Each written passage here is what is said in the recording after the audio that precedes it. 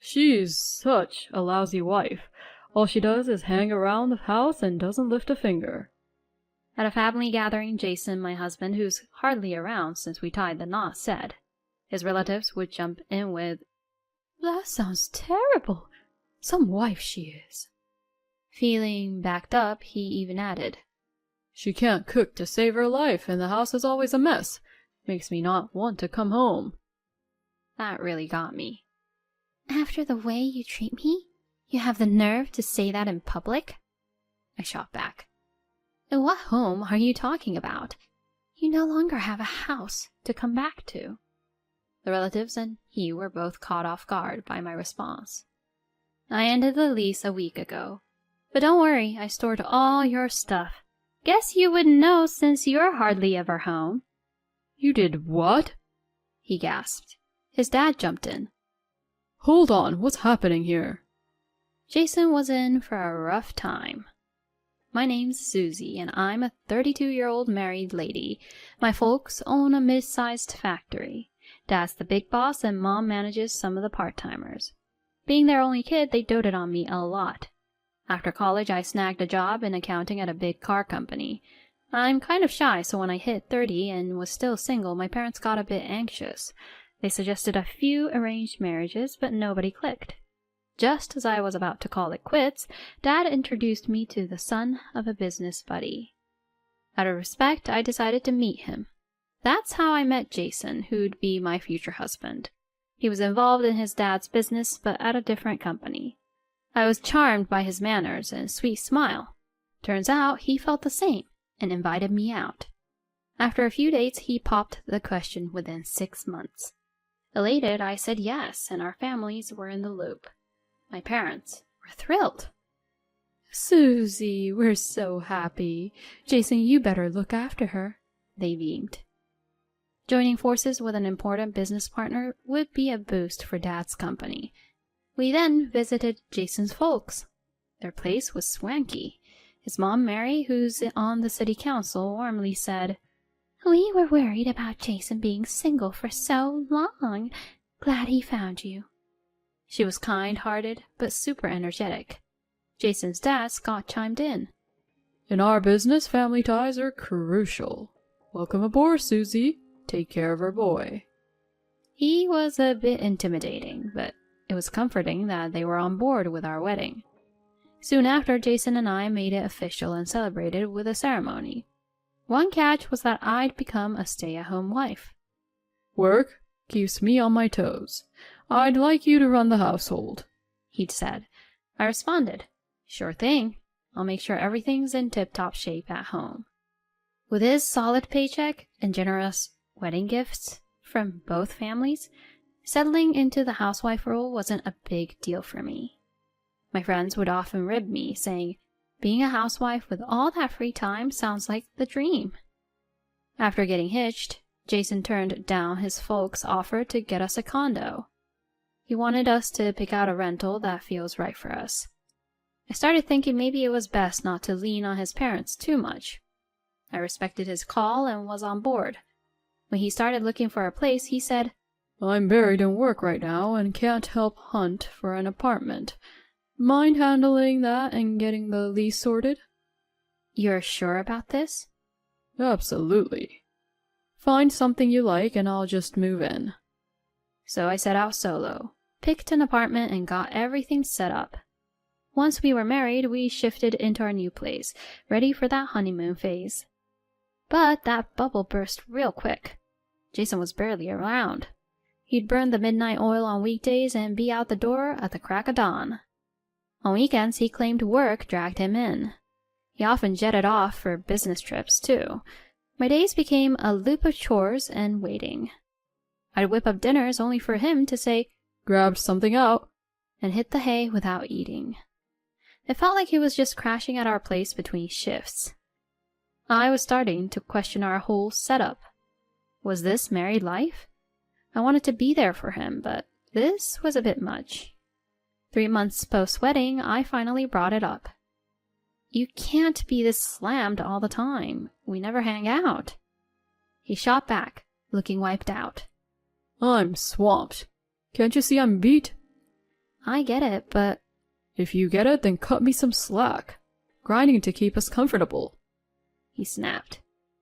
I was at a loss for words. Sure, he gave me plenty for our bills. Given that he was providing for me, I had to bite my tongue. Christmas was around the corner, so I asked, "Got any family stuff for Christmas? Shouldn't we swing by your folks' place?" No, I'll be working, and they're usually traveling. You positive? I told you, it's all good. Sent them their gifts and cards already. He said, a tad annoyed, and ducked into our room. I was left standing, speechless. But post-Christmas I got a ring from Scott. Hi, Susie, he began. Hi, it's been a while. You think? Why'd you skip our Christmas get-together? I was thrown for a loop. I told you family's important to us. You're family now, you should have been there helping out. My mind went blank and I didn't know what to say to his sudden remarks. I had no idea that there was a family gathering and I thought they took a holiday trip. I'm sorry, Scott, but I was told. Save it. From what my son's been saying, it seems like you're slacking at home. Excuse me? I've been on top of the housework, and considering how little Jason's around, did he seriously complain about that to his dad? Listen, you wanted to be a housewife, so you've got to pull your weight at home. Clear? Scott added, sounding stern. All I could muster was a quiet yes. That evening I had to have a talk with Jason. You told me there was no Christmas gathering. Why'd I get chewed out over it? Did I? Maybe you misunderstood. No, I heard you loud and clear. I would have gone if I had known. And if there was an issue with my housekeeping, you should have come to me before running to Scott. I snapped, holding back tears.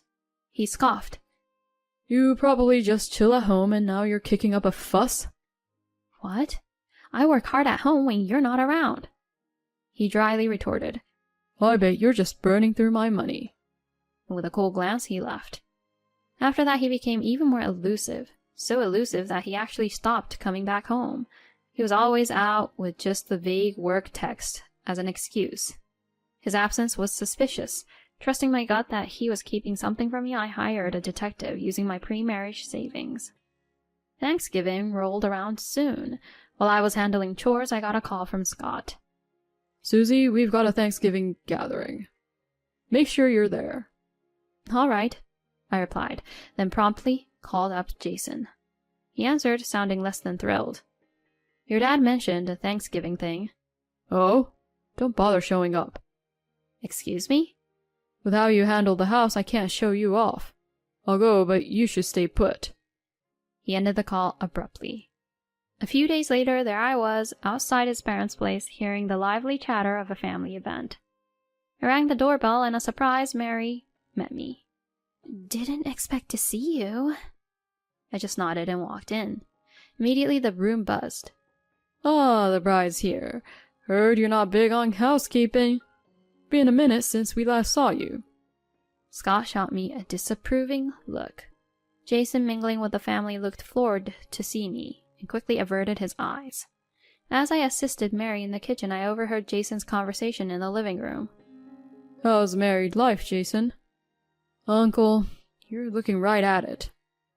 What's that supposed to mean? She's such a lousy wife. All she does is hang around the house and doesn't lift a finger. He lamented, his voice rising. The room chimed in with their critiques, fueling Jason's complaints about my cooking and housekeeping skills. She can't cook to save her life, and the house is always a mess. Makes me not want to come home. That was it for me. Bursting into the room, I challenged. After the way you treat me, you have the nerve to say that in public? I faced Jason head on. And what home are you talking about? You no longer have a house to come back to. The relatives and he were both caught off guard by my response.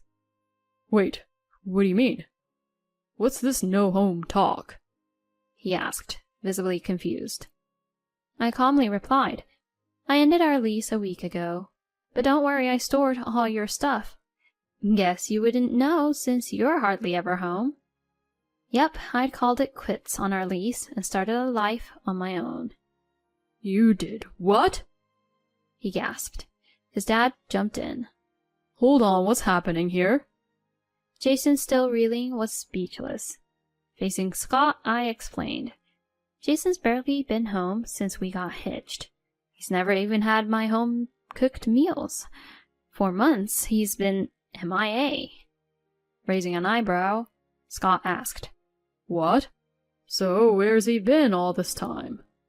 I responded, He's been staying with his other woman. Whispers spread among the relatives. Visibly flustered, Jason fired back. That's a lie. I've been working late. Dare to accuse me of such a thing? Scott, seemingly taking his son's side, chimed in. He's denying it, right? Susie, why would you end the lease without discussing it, and then throw out wild accusations? Some in the room added, She's out of line, poor guy. That's when I decided to show my hand. I pulled out an envelope and shared its contents, pictures proving his affair. There he was, with another woman, clearly more than just friends. Scott took a closer look at the evidence. Holding my ground, I told Jason. I hired a PI to get these. Care to explain? As the photos scattered, he looked like he'd seen a ghost. This isn't what you think. He started, but then Mary, joining the fray, told him. Jason, spill it. He sighed. I've been with her since before we even met. She's someone from a club. I love her. More whispers. I asked, So you never came home because you were with her? Then why even marry me? My parents would never have approved of her. Marrying you, a subcontractor's daughter, seemed the right move. Fuming, I continued. Why tarnish my name to Scott and the relatives? Easier divorce. I wanted her, not you. Just needed a plausible reason. As I was about to retort, Mary slapped him. Mom! He cried out. She yelled back. How could you do this to Susie and to our family? Scott stood. You're a disgrace to our family. You're cut off, Jason. What? What about the company? You? Take over? Don't even think about it. Say sorry to Susie. He then pleaded. Please, help me out here. I countered. No way, we're done. And I expect a big payout. Have fun with your girlfriend, you jerk. He then left sobbing with Scott and the relatives. Scott and the rest apologized profusely. He confirmed. We'll keep our business ties with your family. So I decided to let it slide. Our divorce was quick, and the alimony was generous. Scott and Mary also paid me $50,000 for the hassle. As for Jason, he was disowned, lost his job and company standing, and even got dumped by his mistress. Word is, he's now in a dingy apartment, jobless. Hearing that, I feel zero pity. It's karma. I'm back at work, financially stable thanks to the divorce, and I've got Europe in my sights. From now on, I'm living for me.